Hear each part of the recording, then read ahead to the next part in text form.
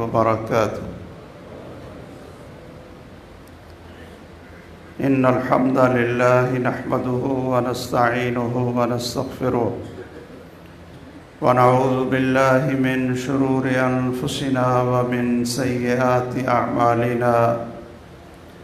من يهده الله فلا مضل له ومن يضلل فلا هادي له. وأشهد أن لا إله إلا الله وحده لا شريك له وأشهد أن محمدًا عبده ورسوله صلى الله تعالى عليه وآله وسلم. أما بعد فإن أحسن الكلام كلام الله وأحسن الهدى هدى محمد صلى الله تعالى عليه وآله وسلم. وشر الأمور محدثاتها وكل محدثة بدعة وكل بدعة ضلالة وكل ضلالة في النار. يا أيها الذين آمنوا اتقوا الله حق تقاته ولا تموتن إلا وأنتم مسلمون. يا أيها الناس اتقوا ربكم الذي خلقكم من نفس واحدة وخلق منها زوجها وبث منهما رجالا كثيرا ونساء واتقوا الله الذي تساءلون به والأرحام إن الله كان عليكم رقيبا. يا أيها الذين آمنوا اتقوا الله وقولوا قولا سديدا يصلح لكم أعمالكم ويغفر لكم ذنوبكم ومن يطع الله ورسوله فقد فاز فوزا عظيما. أعوذ بالله السميع العليم من الشيطان الرجيم. وقل رب زدني علما. وقال تعالى قل بفضل الله وبرحمته فبذلك فليفرحوا هو خير مما يجمعون. محترم سامعین، قابل قدر بزرگوں، عزیز بھائی اور بیٹوں، لائق صد اکرام و تکریم ماؤں، بہنوں اور بیٹیوں، میں اپنی گفتگو کو آسانی سے بیان کرنے کے لیے اور آپ حضرات کے ذہنوں میں ڈالنے کے لیے 3 حصوں میں تقسیم کرتا.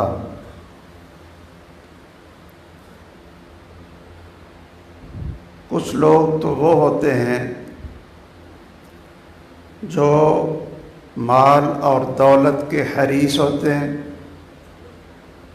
ان کی زندگی کا مقصد صرف دنیا کی دولت، دنیا کی نمود و نمائش اور دنیا کی زیبائش، دنیا کی رنگینیاں، دنیا کی ٹھاٹ باٹ اور دنیا کے اندر اپنی شہرت اور اپنی عزت کا سکہ جمانا چاہتے ہیں.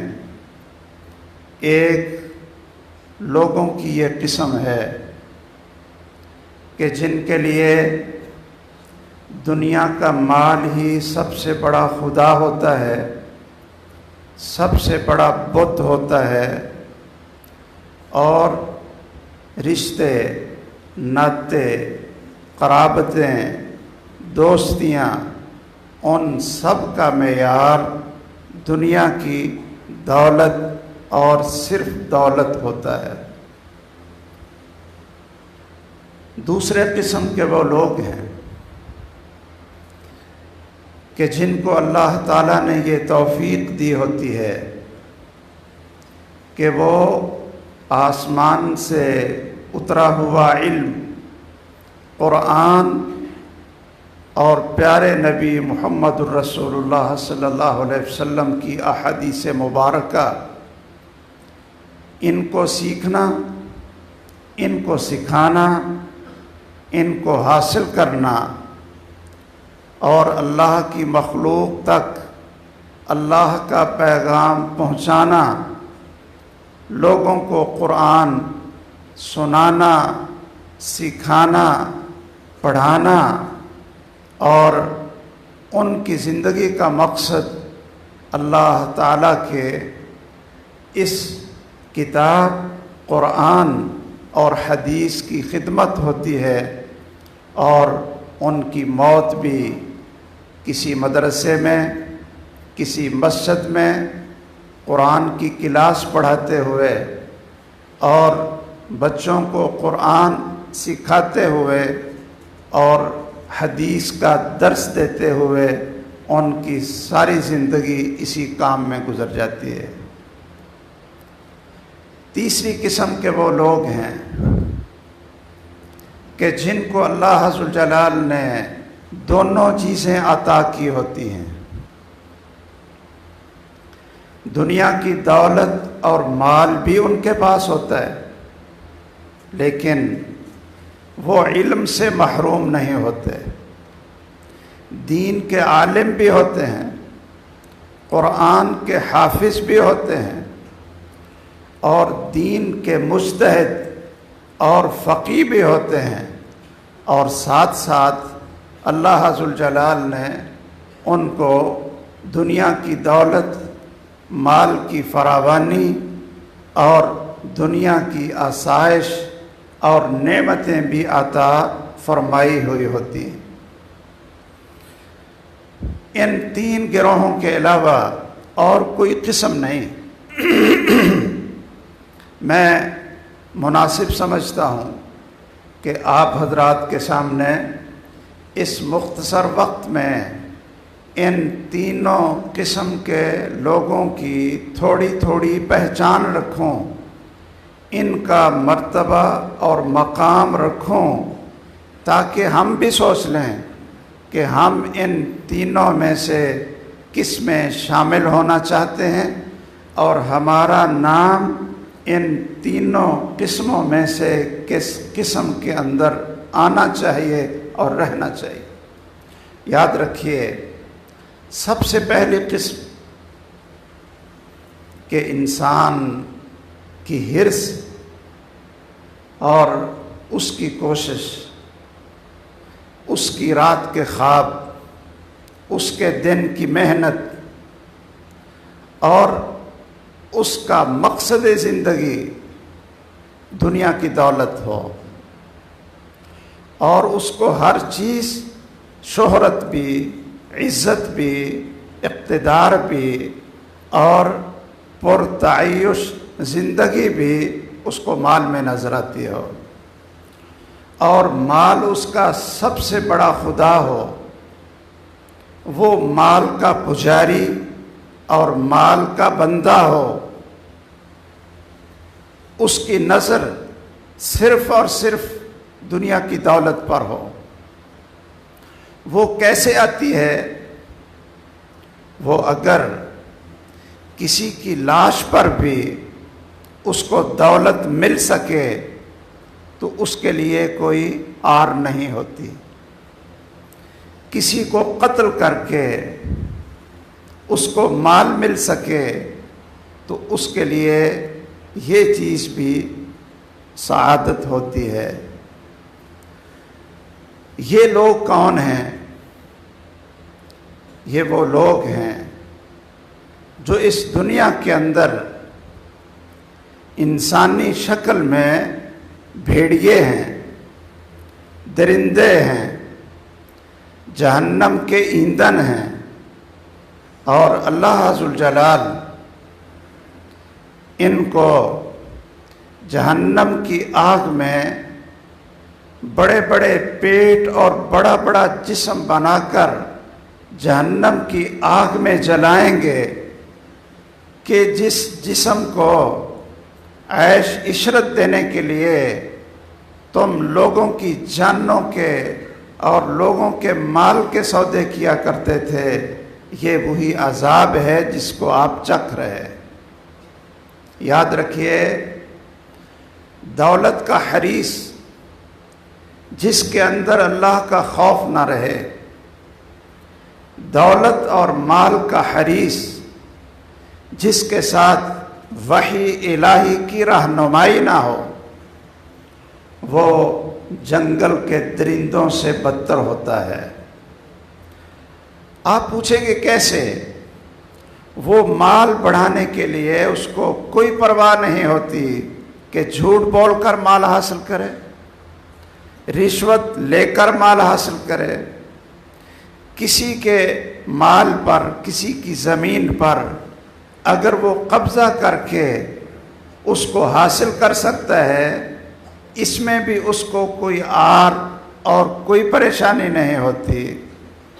اور اگر کسی کی لاش پر اس کو مال مل سکے، کسی کی بیماری پر اس کو مال مل سکے، اور کسی کی جان ختم کرنے پر اس کو مال مل سکے، تو اس کو ذرا بھر شرمندگی نہیں ہوتی۔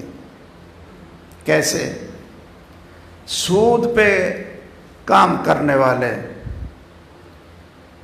سود پر پیسے دینے والے، یہ کون شخص ہے کہ جو بھیڑیا ہے، سودی کاروبار کی وجہ سے دوسرے کے مال کو ہڑپ کرنا چاہتا ہے، 1000 قرض دے کر 10,000 وصول کر رہا ہے اور ابھی اس کا پیٹ نہیں بھرتا، لوگوں کا سود کے ذریعے خون چوس رہا ہے لیکن اس کا پیٹ نہیں بھرتا۔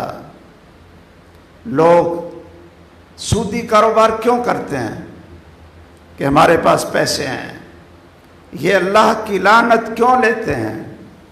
اور ایسا جرم جس کے بارے میں محمد الرسول اللہ صلی اللہ علیہ وسلم نے فرمایا کہ یہ شخص اس سے بھی بدتر ہے کہ جو اپنی جننے والی ماں کے ساتھ بدکاری کرتا ہے۔ یہ دولت کا حریص ہمارے اس معاشرے میں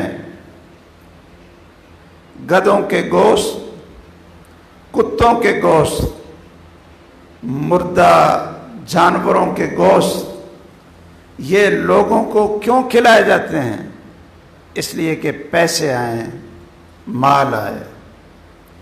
2 نمبر دوائی، ملاوٹ والی چیزیں، یہ کون آدمی کھلاتا ہے؟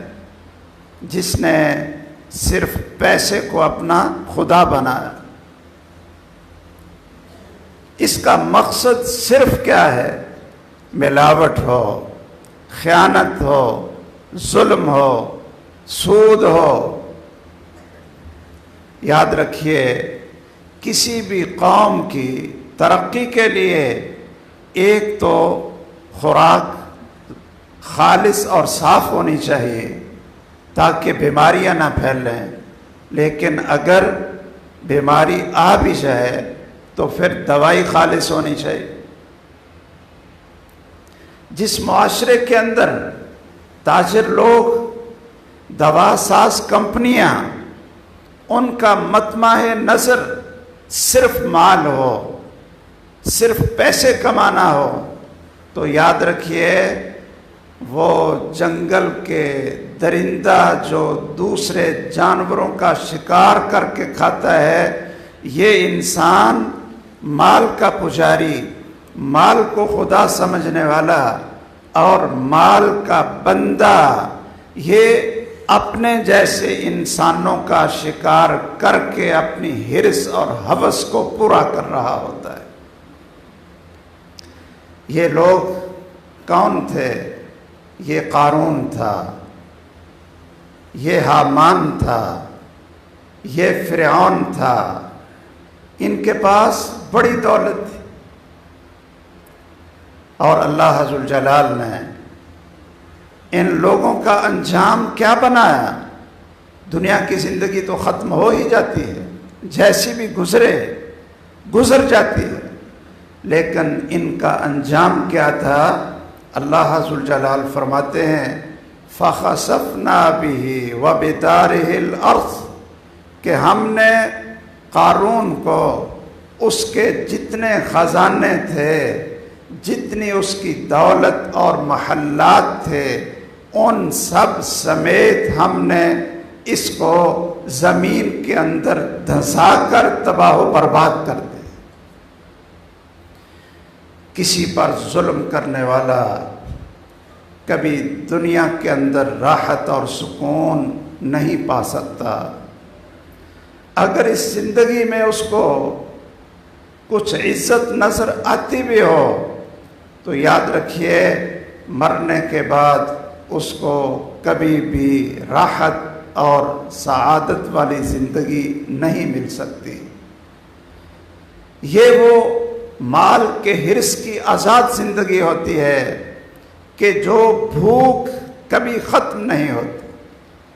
رسول اللہ صلی اللہ علیہ وسلم نے فرمایا لو کان لابن آدم وادیان من مال لابتغى ثالثا، اگر ابن آدم کو مال کی، بکریوں کی، دولت کی 2 وادیاں مل جائیں تو اس کی حرص یہ ہوگی کہ یہ تیسری بھی مجھے مل جائے، یہ چوتھی بھی مجھے مل جائے۔ دولت کے حریص کی کوئی حد نہیں ہوتی، اور اس کی حد کیا ہوتی ہے؟ فرمایا محمد الرسول اللہ صلی اللہ علیہ وسلم نے وَلَا يَمْلَأُ جَوْفَ ابْنِ آدَمَ إِلَّا التُّرَابُ کہ اس کے پیٹ کو دنیا کی دولت نہیں بھر سکتی، اس کا پیٹ قبر کی مٹی ہی بھرتی ہے۔ ایک تو یہ قسم ہے۔ تو کیا میں اور آپ یہ چاہتے ہیں کہ ہم بھی اس قسم میں شامل ہو جائیں کہ ہر قیمت پر پیسے ہونے چاہیے، دولت ہونی چاہیے؟ وہ اللہ کے ساتھ اعلان جنگ کر کے یا سید کائنات محمد الرسول اللہ صلی اللہ علیہ وسلم کے ساتھ اعلان جنگ کر کے اپنی جننے والی ماں کے ساتھ بدکاری کر کے اگر ہمیں پیسے ملتے ہیں، اپنی بیٹی کی عزت کو بیچ کر، اپنی بہن کی عزت کو نیلام کر کے ہمیں پیسے ملتے ہیں تو یہ دولت ہمارے پاس آنی چاہیے۔ اللہ ذوالجلال اس قسم سے ہمیں اپنی پناہ میں رکھے، اور اللہ ہمیں وہ زندگی میں کبھی دن نہ دکھائے کہ ہم دولت کی حرص میں اللہ اور اس کے رسول کی نافرمانی اور بغاوت میں آ جائیں۔ دوسری قسم ان لوگوں کی ہے کہ جو لوگ دولت حاصل کرنے کے لیے محنت کرتے ہی نہیں، ان کی سب سے بڑی دولت، ان کا سب سے بڑا خزانہ، ان کا سب سے بڑا سہارا وہ کیا ہوتا ہے؟ قرآن اور سنت کا علم ہوتا ہے۔ وہ سمجھتے ہیں کہ ہمارے پاس اگر قرآن کی دولت آ جائے، ہمارے پاس اگر محمد الرسول اللہ صلی اللہ علیہ وسلم کی چھوڑی ہوئی وراثت، آپ کا علم ہمارے پاس آ جائے تو ہمیں دنیا کی کسی چیز کی، نہ اقتدار کی، نہ دولت کی، اور نہ ہمیں وزارت کی کوئی ضرورت نہیں۔ یہ بڑے خوش قسمت لوگ ہیں، بڑے سعادت مند لوگ ہیں۔ یاد رکھیے، نبوت کے بعد، رسالت کے بعد سب سے بڑا مرتبہ اگر انسانوں کا ہے تو وہ ان انسانوں کا ہے کہ جن کو اللہ ذوالجلال نے قرآن اور سنت کا نور دیا ہو. یہ سب سے بڑا مرتبہ. آپ اندازہ لگا لیں کہ سید کائنات محمد الرسول اللہ صلی اللہ علیہ وسلم تمام انبیاء کے سردار ہیں، تمام انسانوں کے سردار ہیں اور تمام انسانوں سے اعلیٰ اور افضل ہیں. قیامت کے دن آپ نے فرمایا کہ میں سب کا خطیب میں ہوں گا اور تمام انسانوں کی سفارش یہ اللہ شرف مجھے عطا فرمائے گا، اور تمام انبیاء علیہ السلام وہ میرے جھنڈے کے نیچے ہوں گے اور میرے جھنڈے کا نام لواء الحمد، تعریف کا جھنڈا ہوگا. اللہ ذوالجلال نے ان کو یتیم بنایا، پیدا ہونے سے پہلے باپ کا سہارا اٹھایا اور پیدا ہونے کے بعد ماں کا سہارا اٹھا لیا، پھر چند سالوں کے بعد دادا کا سہارا اٹھا لیا اور پھر چند سالوں کے بعد چچا کا سہارا اٹھا لیا.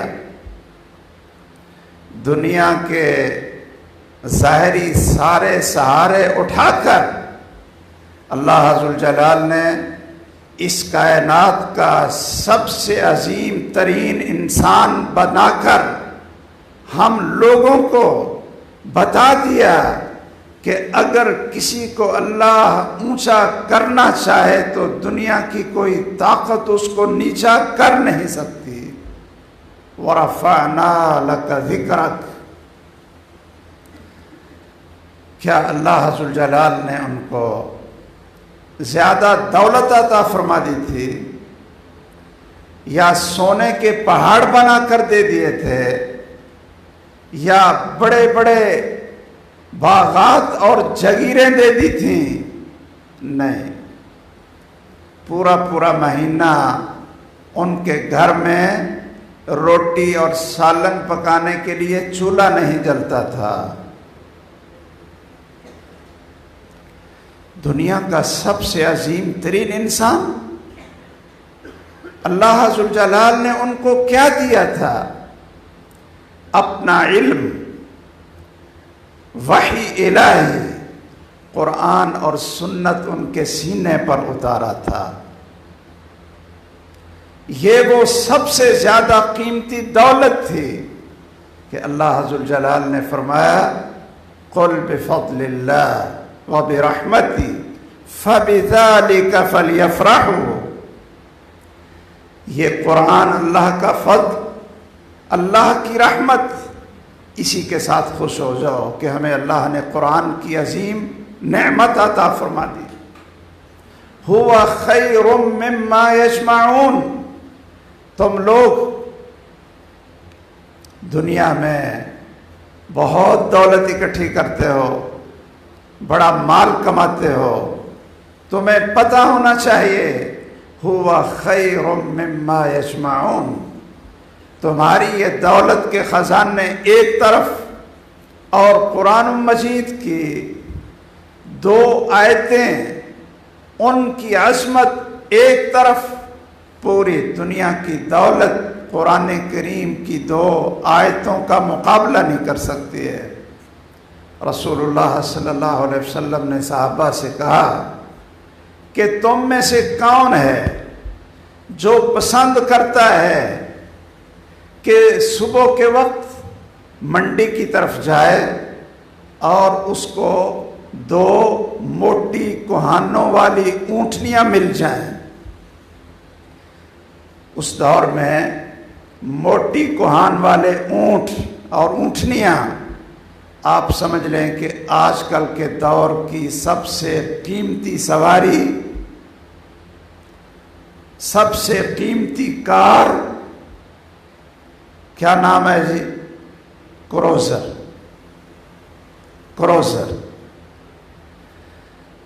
اگر کسی کو پتہ چلے نا کہ ادھر منڈی کی طرف جائیں تو 2 کروسر ملتی ہیں 4 کروڑ کی، کوئی پیچھے رہتا ہے؟ آپ نے صحابہ سے کہا کہ تمہیں پتہ چل جائے کہ اس منڈی سے 2 موٹی تازہ اونٹنیاں، موٹی کوہان والی، تو صحابہ کرام نے کہا یہ کون ہے جو اس کو پسند نہیں کرے گا؟ کون ہے جو ان کو پسند نہیں کرے گا؟ فرمایا اس سے زیادہ قیمتی یہ ہے کہ تم اللہ کے گھر میں آؤ اور فجر کی نماز ادا کرو اور صرف قرآن کریم کی 2 آیتیں سیکھ لو۔ یاد رکھیے، یہ قرآن اور حدیث کی دولت والے یہ سب سے خوش قسمت لوگ ہیں۔ انبیاء علیہ السلام کے پاس کیا ہوتا تھا؟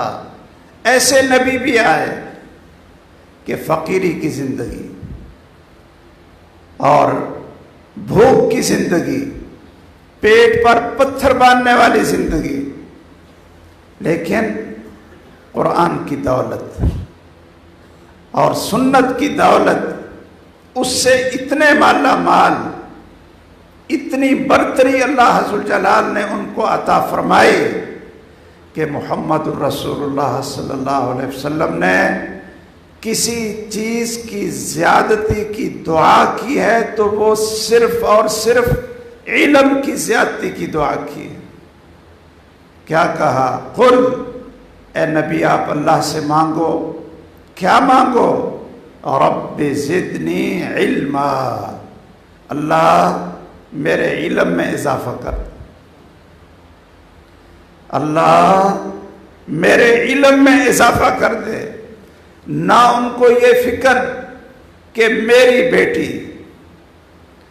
سیدہ، تمام جنتی عورتوں کی سردار، اللہ کے رسول صلی اللہ علیہ وسلم کی سب سے زیادہ پیار لینے والی بیٹی، وہ بیٹی جو اپنی ماں کی شفقت سے محروم ہوئی اور ان کی تربیت اور ان کو پالا ہے، تو کس نے پالا؟ محمد الرسول اللہ صلی اللہ علیہ وسلم نے، سیدہ فاطمہ رضی اللہ تعالیٰ عنہ۔ آپ نے کبھی دعا نہیں کی تھی کہ میری بیٹی اپنے ہاتھ سے اپنے گھر کی صفائی کرتی ہے، آپ نے کبھی دعا نہیں کی تھی کہ میری بیٹی اپنی کمر پر پانی کا مشکیزہ اٹھا کر بچوں کو پانی پلانے کے لیے گھر میں پانی بھرتی ہے۔ آپ کو اس چیز کی فکر نہیں تھی کہ میری پیاری بیٹی جنت کی عورتوں کی سردار اپنے ہاتھ سے چکی پیس رہی ہے اور پیارے اور ننھے منھے ہاتھوں میں چھالے پڑ جاتے ہیں۔ وہ لخت جگر آپ سے ایک خادم مانگنے کے لیے بھی آئی، لیکن محمد الرسول اللہ صلی اللہ علیہ وسلم نے کبھی ان کے لیے یہ دعا نہیں کی کہ یا اللہ میری بیٹی کو ایک سونے کا پہاڑ دے دے، 4 کنال کا بڑا عظیم الشان محل دے دے اور کھجوروں کا باغ دے دے جس سے نہریں بہ رہی ہوں۔ نہیں، کیا کہا؟ کہا اے میری بیٹی فاطمہ، انقذی نفسک من النار لا اغنی عنک من اللہ شیئا۔ میری بیٹی فاطمہ، اپنے آپ کو جہنم کی آگ سے بچا لو، میں تمہارا باپ ہو کر بھی قیامت کے دن تجھے اللہ کی پکڑ سے بچا نہیں سکوں گا۔ اللہ سے نہ اپنے لیے دولت مانگی اور نہ اپنے خانوادے کے لیے دولت مانگی اور نہ اپنی بیویوں کے لیے دولت مانگی، اللہ سے مانگا تو رب زدنی علما، اللہ مجھے وحی کا علم زیادہ عطا فرما دے۔ یہ لوگ جو اپنی زندگی قرآن میں، حدیث میں، سیکھنے میں، سکھانے میں، پڑھنے پڑھانے میں لگا دیتے، کاروبار نہیں کرتے، دنیا کی دولت کے پیچھے دین کا علم چھوڑتے نہیں، یہ لوگ نبی کے وارث ہوتے ہیں، اللہ کے دین کے حامل ہوتے ہیں۔ ان لوگوں کے اندر اللہ وہ غنا پیدا کرتا ہے کہ جو مال کے حریص کے اندر وہ غنا نہیں ہوتی۔ سنیے، سنتے جائیے، سیدنا سالم عبداللہ کے بیٹے اور عمر بن خطاب کے پوتے رضی اللہ تعالیٰ عنہم اجمعین بیت اللہ میں کبھی طواف کر لیتے ہیں اور کبھی بیٹھ کر قرآن کی تلاوت کرتے ہیں۔ قرآن کا قاری، قرآن کا حافظ، دین کا مفتی اور مجتہد اور عمر بن خطاب کا پوتا یہی کچھ کر رہا ہے۔ وقت کا بادشاہ ولید بن عبد الملک آتا ہے اور اس کو کسی نے بتایا کہ یہ عمر بن خطاب کا بیٹا بھی ہے، یہاں طواف کر رہا۔ اللہ اکبر۔ اس نے طواف کرتے دیکھا اور پھر دیکھا کہ طواف سے فارغ ہو کر 2 رکعت پڑھ کر قرآن اٹھا کر پڑھ رہا۔ جب وہ طواف سے فارغ ہوا تو آ کر کھڑا ہو گیا، کہنے لگا سالم سالم، اور وہ قرآن میں مشغول ہے، اللہ سے باتیں ہو رہی ہیں۔ دنیا کا کون سا بڑے سے بڑا بادشاہ جو اللہ سے بڑا ہے؟ بالکل پوری توجہ قرآن کی طرف۔ آخر دوسرے ساتھیوں نے ذرا ہلا کر کہا سالم یہ وقت کا خلیفہ ہے۔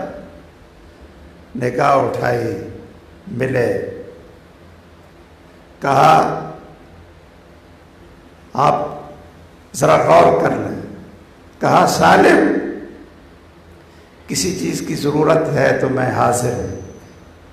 اس دور کے بادشاہ، ان کے ہاتھ میں خزانے ہوتے تھے، بیت المال ان کے ہاتھ میں ہوتے تھے۔ سالم کسی چیز کی ضرورت ہے تو میں حاضر ہوں، ابھی آرڈر کرتا ہوں۔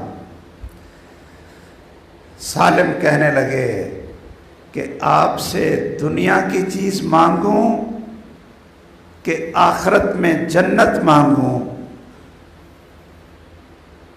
اب وہ بیچارہ سوچنے لگ گیا، کہنے لگا جنت تو میں دے نہیں سکتا، وہ تو میرے اختیار میں نہیں، تو دنیا کی کوئی چیز مانگنی ہے تو مانگو۔ تو کہنے لگے مجھے اللہ کے گھر میں بیٹھ کر شرم آتی ہے کہ میں آپ سے دنیا مانگوں، اور جس کے گھر میں بیٹھا ہوا ہوں دنیا اس نے بنائی ہے، اس سے دنیا نہ مانگوں، آپ سے مانگوں، مجھے اس اللہ سے شرم آتی ہے۔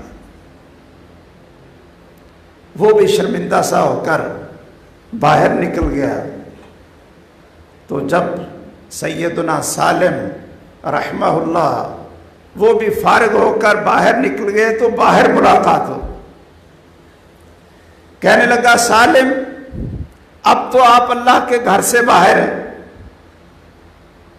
اب مجھ سے مانگو۔ تو کہنے لگے کہ کیا دو گے، جنت مانگوں یا دنیا مانگوں؟ کہنے لگا جی جنت تو میرے اختیار میں نہیں، دنیا کی کوئی چیز آپ مانگ لیں۔ یہ قرآن کا حافظ اور قاری، یہ ہے دل کے اندر وہ غنا، وہ دولت جو دنیا داروں کے دلوں میں نہیں ہوتی۔ کہنے لگے کہ جنت آپ دے نہیں سکتے، اور دنیا تو میں نے دنیا بنانے والے سے نہیں مانگی، آپ سے کیوں مانگوں؟ میں تو دنیا بنانے والے سے بھی آخرت مانگتا ہوں۔ یاد رکھیے، یہ وہ لوگ ہیں، ان میں سیدنا ابو ہریرہ رضی اللہ تعالیٰ عنہ۔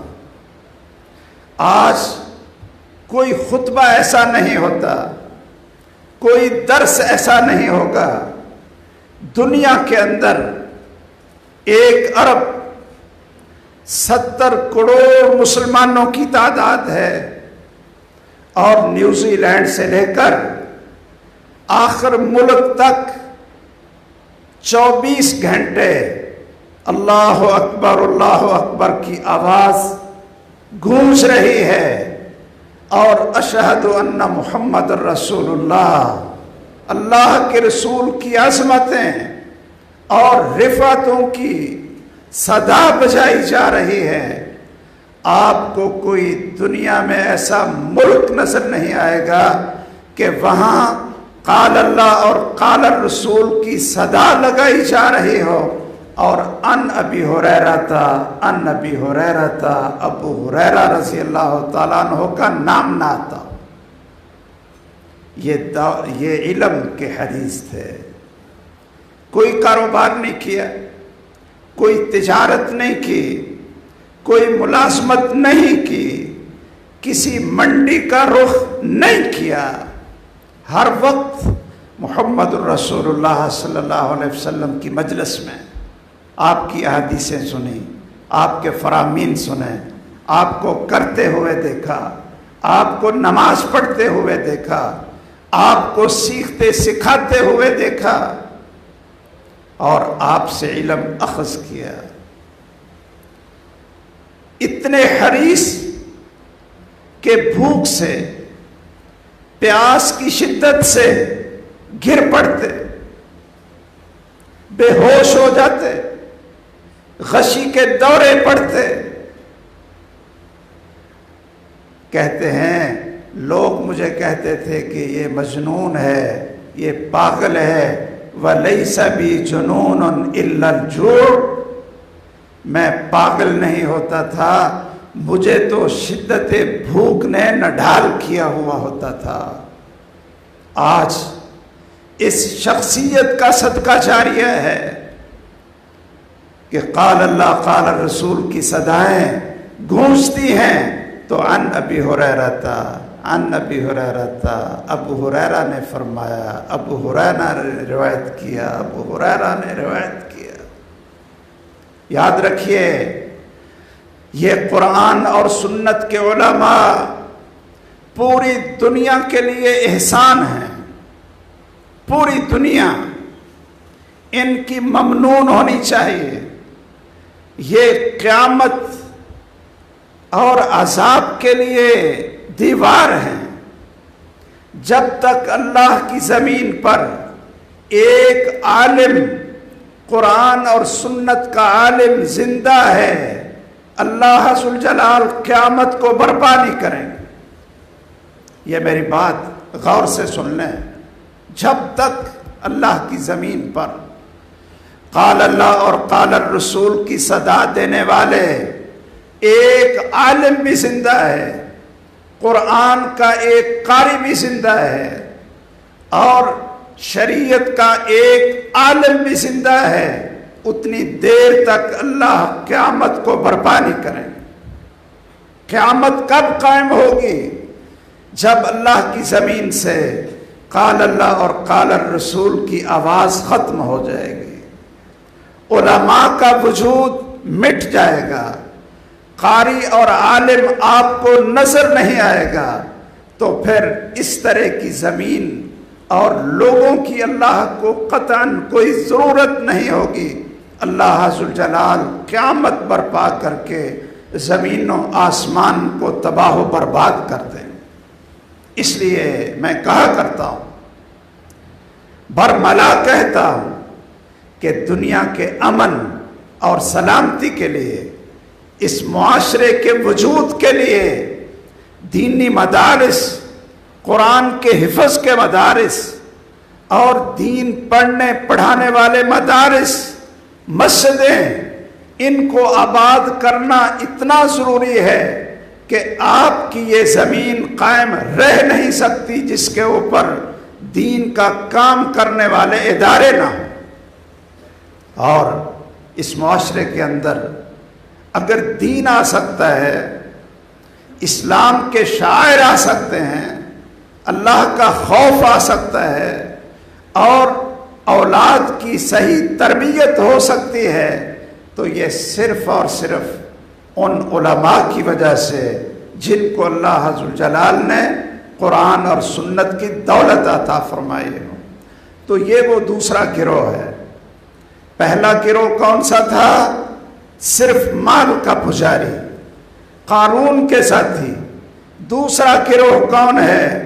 کہ قرآن اور حدیث کے علم کو سیکھنے سکھانے والے، ان میں سر فہرست انبیاء اور سر فہرست محمد الرسول اللہ صلی اللہ علیہ وسلم اور سیدنا ابو ہریرہ رضی اللہ تعالیٰ عنہ، سیدنا عبداللہ ابن عمر رضی اللہ تعالیٰ عنہ، اور امام بخاری جیسے لوگ، جن کی وجہ سے اللہ عز و جلال نے اس پوری اپنی زمین کے اوپر قال اللہ اور قال الرسول کی صدا لگائی ہے۔ اور تیسرا گروہ وہ ہے، اگر اللہ کرے تیسرا گروہ کہ اللہ نے قرآن اور سنت کا علم بھی دیا ہو اور مال بھی دیا ہو، دونوں چیزیں دی ہوں۔ اس کی مثالیں بھی موجود ہیں۔ دیکھیے، علم اور مال ایک دوسرے کا دشمن نہیں۔ سیدنا ابو بکر رضی اللہ تعالیٰ عنہ قرآن کے قاری، اس امت کے سب سے اول نمبر شخص، اور سیدنا عثمان غنی رضی اللہ تعالیٰ عنہ قرآن کے خاتم، قرآن کے حافظ، قرآن کے کاتب اور قرآن کے قاری، وقت کے خلیفہ، اور ساتھ اللہ عز و جلال نے مال اور دولت بھی عطا فرمایا ہے، تاجر بھی تھے۔ میں نے ایک تقریر میں حضرت علامہ احسان الہی ظہیر شہید رحمہ اللہ، ان کی تقریر میں سنا کہ سیدنا عثمان غنی رضی اللہ تعالیٰ عنہ نے 22 مرتبہ، کتنی مرتبہ؟ 22 مرتبہ اللہ کے رسول صلی اللہ علیہ وسلم سے مال خرچ کر کے جنت کی بشارت لی تھی، 22 مرتبہ۔ اس لیے اگر آپ قرآن کے حافظ بھی بنیں، دین کا علم بھی سیکھیں، اور ساتھ آپ تجارت بھی کریں، اور تجارت آپ کی اس طرح نہ ہو جو دنیا کے مال کے حریص اور مال کو خدا سمجھنے والے کرتے ہیں، بلکہ آپ کی تجارت ایسی ہو جس میں یہ قرآن اور سنت کا رنگ نظر آتا، جھوٹ نہ بولیں، ملاوٹ نہ کریں، وعدہ خلافی نہ کریں، امانت اور دیانت سے کام کریں۔ رسول اللہ صلی اللہ علیہ وسلم نے فرمایا، التاجر الصدوق الامین مع النبیین والصدیقین والشہداء، کہ جو شخص کاروباری آدمی، التاجر، شرط یہ ہے کہ وہ سچ بولتا ہو اور امین ہو، وہ قیامت کے دن نبیوں کے ساتھ، صدیقوں اور شہیدوں کے ساتھ اس کو اٹھایا جائے۔ تجارت کرنا کوئی جرم نہیں، یہ سنت ہے، صحابہ کرام کی سنت ہے، لیکن وہ تجارت اسلامی تجارت ہوگی، لوگوں کو پتہ ہوگا کہ یہ دین کا عالم ہے، جھوٹ نہیں بولتا، ملاوٹ نہیں کرتا، دھوکہ نہیں دیتا۔ دودھ کی دکان کھولیں، شہر میں ایک دکان تو ایسی ہو کہ اللہ کی مخلوق کو صحیح چیز مل جائے، خالص چیز مل جائے، خالص خوراک مل جائے۔ میں نے اپنے دور کے عظیم محدث شیخ البانی رحمہ اللہ، ان کی دکان کی رسید پڑھی۔ ان کی گھڑیوں کی دکان تھی، وہ گھڑیوں کی مرمت کیا کرتے تھے، گھڑیوں کی مرمت کیا کرتے تھے۔ اپنے دور کے سب سے عظیم محدث، گھڑی کے ماہر، گھڑیوں کی مرمت کرتے، تو ان کی رسید پہ لکھا ہوا تھا کہ ہمارے کاروبار کا معیار الدین النصیحہ ہے، کہ ہم لوگوں کی خیر خواہی کرتے ہیں۔ لکھا ہوا ہوتا تھا کہ خریدا ہوا مال واپس ہو سکتا ہے۔ کیوں جی؟ ہمارے ہاں کیا لکھا ہوتا ہے کہ بھائی خریدا ہوا مال واپس نہیں ہو سکتا۔ اس کا معنی یہ ہوا کہ بھائی بس ایک دفعہ اس کی کھال اتار لی، دکان سے باہر نکلا، کہا بس ہی ختم۔ محمد الرسول اللہ صلی اللہ علیہ وسلم نے کیا فرمایا تھا؟ من اقال مسلما بیعتہ اقال اللہ عثرتہ یوم القیامہ۔ لوگو، اگر کوئی بیچی ہوئی چیز کو واپس لے لیتا ہے تو قیامت کے دن اللہ ذو الجلال اس کے سارے گناہوں کو واپس لے لے گا۔ بیچی ہوئی چیز کو جو شخص واپس لے لیتا ہے کہ لو جی اپنے پیسے لو، اگر آپ کو پسند نہیں ہے تو پیسے لے لو، بدل لو، آپ رسید پر لکھیں۔ جو شخص بیچی ہوئی چیز واپس لے لیتا ہے، آسمانوں کا رب قیامت کے دن اس پر سارے گناہوں کا دعویٰ واپس لے کر اس کو اللہ معاف فرما دیں گے۔ میں عرض یہ کر رہا تھا کہ ایسے لوگ بھی ہیں دنیا کے اندر کہ جنہوں نے دین بھی حاصل کیا، قرآن کے حافظ اور قاری بھی بنے، اور خلیفہ بھی رہے، اور بہت بڑے تاجر بھی بنے، 22 دفعہ مال خرچ کر کے لسان نبوت سے جنت کی خوشخبریاں پائیں۔ سیدنا عثمان رضی اللہ تعالیٰ عنہ ایک رات، ایک رکعت کے اندر بیت اللہ میں کھڑے ہو کر ایک رکعت میں پورا قرآن پڑھ دیتے تھے۔ اور جب ان کی شہادت کا دن آیا، روزے کی حالت میں تھے، سامنے قرآن کھلا ہوا ہے، قرآن کی تلاوت کر رہے ہیں، خون کے چھینٹے قرآن کے پہلے پارے کے آخری آیات کے اوپر پڑے ہیں۔ اب یہ شخص جب قیامت کے دن اٹھے گا، روزے کی حالت میں قرآن پڑھتے ہوئے، روزے کی حالت میں قرآن پڑھتے ہوئے، اس حالت میں اللہ ذو الجلال کی عدالت میں پیش ہوگا۔ میرے بھائیوں، امام عبداللہ بن مبارک بہت بڑے مجاہد بھی تھے، بہت بڑے محدث بھی تھے، بہت بڑے فقیہ بھی تھے، اور بہت بڑے تاجر بھی تھے۔ اور یہ مثالیں ہمارے اس دور کے اندر بھی موجود ہیں۔ حضرت علامہ احسان اللہ ظہیر شہید رحمہ اللہ، وہ ایک بڑے عظیم خطیب بھی تھے، نامور عالم بھی تھے، اور بڑے عظیم مفکر اور مصنف بھی تھے، سیاستدان بھی تھے، اور تاجر بھی تھے۔ اللہ ذو الجلال نے ان کو دنیا کی دولت سے بھی مالا مال کیا تھا۔ تو یہ تیسرا گروہ کہ دونوں چیزوں کو جمع کر لے۔